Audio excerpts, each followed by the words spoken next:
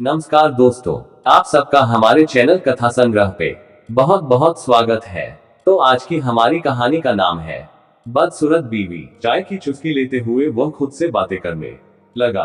हाय, कितनी खूबसूरत है यह लड़की, दुनिया में इतनी हसीन लड़की भी हो सकती है क्या? यूं लगता है गुलाब सारे इसके कदमों को चूमते हो, सब तितलियां इसे चूमती होंगी। इसकी झील सी नीली नीली आंखें, कहीं मेरी नजर न लग जाए। मोहित खुद से बातें कर रहा था।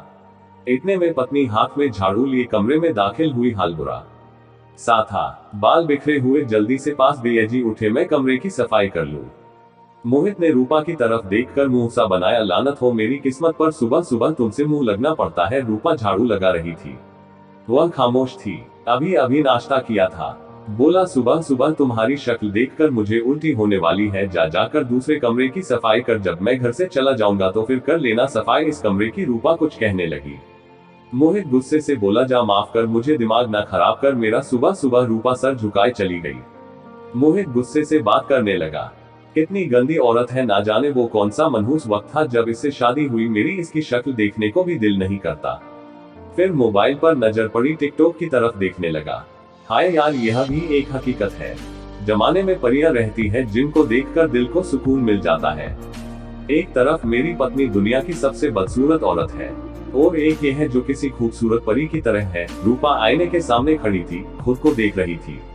अपने चेहरे पर हाथ फेरा, बालों को देखने लगी। फिर ना जाने क्यों हल्का सा मुस्कुराई, मन में चंद अल्फाज कहने लगी। कुछ रिश्तों में कितनी बेबसी होती है, इंसान अक्सर बदल जाता है। अपने बालों पर हाथ फेरते हुए मुस्कुराई, जैसे उसकी मुस्कुराहट के पीछे दर्द की चीखें छुपी हुई थी। हाय, सारा काम यूं ही पड़ा है। खाना बना रही थी, साथ ही वॉशिंग मशीन लगा रखी थी। एक हाथ में झाड़ू था, जल्दी से काम खत्म कर रही थी। मोहित भी एक मोबाइल सेंटर पर काम करता था। 15,000 रुपए तनख्वाह के लेता था। अकेला बैठा सोच रहा था, महीने की 15,000 तनख्वाह है, नई बाइक खरीद लूंगा या पुरानी वाली ही ठीक है। घर आया, रूपा थक चुकी थी। उसको आज बहुत तेज बुखार था, चारपाई पर लेटी हुई थी। मोहित फोन पर किसी लड़की से बातें कर रहा था। जान, तुम कितनी खूबसूरत हो, दिल करता है तुम पर अपनी सांसें वार दूं। तुम किसी परिस्तान की परी लगती हो, फूलों पर बलखाती तितली लगती हो। घर में दाखिल होने लगा।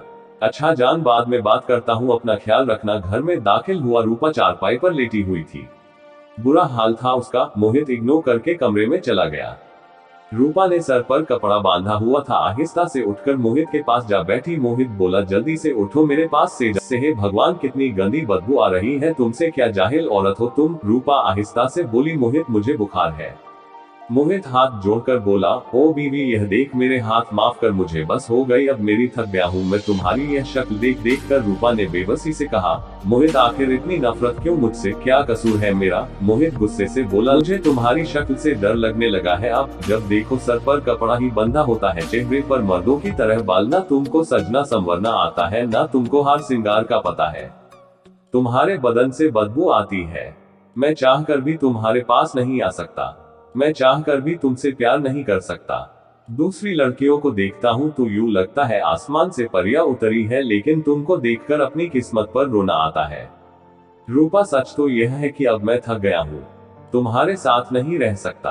अच्छा यही होगा, तुम अपने माँ बाप के घर चली जाओ। मैं तलाक का या साथ रहने के बारे में बाद में फैसला करूंगा। मैं नहीं चाहता गुस्से में कुछ गलत कर दूं मैं। रूपा खामोश हो गई और अगली सुबह अपनी माँ के घर चली गई। बहन पास बैठी थी। दीदी, मोहित भाई ने तो बहुत गलत किया आपके साथ। रूपा खामोश हो गई। दीदी, आप क्यों मोहित भाई को जवाब नहीं देती? रूपा उदासी में बोली, वह हमसफर है मेरा, उसकी गुर्बत, उसकी बेबसी का तमाशा नहीं लगाना चाहती मैं। बस मैंने कोशिश की, जिस हाल में रखे खुश रहूं, लेकिन वह मुझसे दूर हो गया। अब हालात यह है कि वो मुझे तलाक देना चाहता है। बहन एक पल खामोश रही, फिर बोली, दीदी, मोहित भाई को आईना दिखाना जरूरी है। हर उस मर्द को आईना दिखाना जरूरी है जो अपनी हमसफर को जलील करता है। दूसरे दिन मोहित घर में बैठा फोन पर किसी से बात कर रहा था। रूपा घर में दाखिल हुई। मोहित ने नजर उठाकर देखा, मुंह खुला का खुला रह गया। सामने कोई हसीन परी खड़ी थी, खूबसूरत आंखें, गुलाबी होंठ, मुलायम जुल्फ, आंखों के सामने बल खाती हुई। हाथ से चाय का कप छूट गया।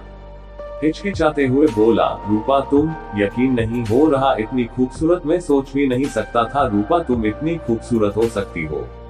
वह आगे बढ़ा ही था कि रूपा की बहन सामने आ गई। मोहित भाई, यह वही आपकी रूपा है जिसके बदन से आपको बदबू आती थी। यह वही रूपा है जिसके चेहरे से आपको नफरत थी। यह वही रूपा है जिससे शादी करके आप खुद को बदबख्त समझते थे। मोहित भाई, एक बात कहूँ, अगर आप बुरा ना माने, औरतें सब एक सी होती है। टिकटॉक पर नाचने वाली हो या कोई रूपा जैसी हो, काली हो या गोरी हो, इंसान की खूबसूरती सूरत से नहीं बल्कि सीरत से नापी जाती है। रूपा दीदी सिर्फ तुम्हारे हालात की वजह से ऐसी रहती है। इसने खुद को तुम्हारे गुर्बत भरे हालात के मुताबिक ढाल लिया है, वरना दीदी हमेशा से ऐसी नहीं है, जानते हो मोहित भाई। रूपा दीदी वह थी जो हर तीसरे दिन ब्यूटी पार्लर जाया करती थी। दीदी को सजना संवरना बहुत अच्छा लगता था। दीदी को देखकर हम सब जलते थे, क्योंकि दीदी इतनी खूबसूरत होती थी। लेकिन शादी के बाद आपने कभी गौर ही नहीं किया। दीदी को पार्लर ले जाना तो दूर की बात, उनका अच्छे से ख्याल तक ना रखा। हमारे पूछने पर दीदी इतना कह देती, मोहित के हालात अभी ठीक नहीं है, बेचारी आपकी खातिर फना हो गई और आप तलाक लेने देने की बातें कर रहे हैं। बस अब आपको दीदी के सिवा दुनिया की हर औरत अच्छी लगती है। मोहित को जैसे अपनी गलती का एहसास हो गया था। आगे बढ़ा, रूपा का हाथ थामा और गले लगकर फूट फूट कर रोने लगा। मुझे माफ कर दो रूपा, मैं ही तुम्हारा ख्याल नहीं रख सका, कसूर मेरा ही था, माफ कर दो मुझे। दोस्तों, आपकी पत्नी भी आपकी तरह एक इंसान है, उनको इज्जत दे। अगर आपको अपनी पत्नी बदसूरत लगती है, उसके चेहरे पर हाथ और बाजू पर बाल है, तो उन्हें सजने संवरने का मौका भी दे। अगर बीवी से बदबू महसूस हो तो उससे मजदूरों की तरह काम करवाने की बजाय अपना मुंह बंद रखे और उन्हें थोड़ा आराम करने का, सजने संवरने का मौका दे। अगर बीवी के चेहरे पर रौनक महसूस नहीं होती तो उसे दूध दही और फल खिलाएं, और अगर आपकी इतनी औकात नहीं है तो यहाँ वहां मुंह मारने से परहेज करें, क्योंकि जिन चिकनी चमेलियों को तुम खूबसूरत समझकर उनकी तारीफें करते हो, वह भी इतने खर्चों के बाद ही आपको परिया लगती है। मैं यहाँ लड़कियों से भी कहना चाहूंगा, जरूरी नहीं कि ब्यूटी पार्लर जाकर ही लड़कियां खूबसूरत होती है, आप अपना ख्याल घर पर भी अच्छे से रखकर खूबसूरत हो सकती है। बिना वजह पति को परेशान ना करें। साफ सुथरा और सादा सा लिबास पहनकर आप भी परी बन सकती है। उम्मीद है दोस्तों हमारी आज की वीडियो भी आपको पसंद आई होगी। आपका इस कहानी के बारे में क्या कहना है, कमेंट में अपनी राय का इजहार जरूर करें। वीडियो को लाइक कर दीजिए और इसी तरह की कहानियां लगातार देखने और सुनने के लिए चैनल को सब्सक्राइब करके घंटी 23 को दबाकर ऑल पर सेट कर लीजिए, ताकि आने वाली वीडियो का नोटिफिकेशन आपके पास तुरंत पहुंचे।